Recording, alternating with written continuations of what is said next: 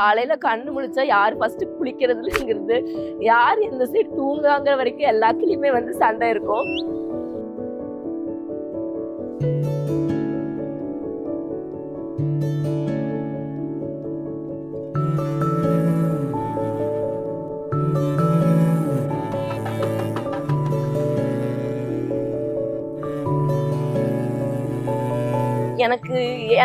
எனக்கு ஒண்ணு செலக்ட் பண்ண கூட தெரியாது. எங்க அக்கா தான்.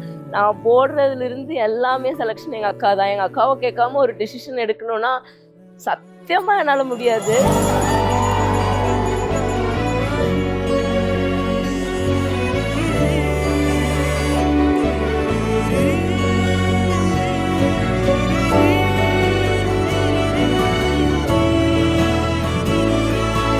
இப்போ எல்லாமே நானே பண்ணணுங்கிறப்ப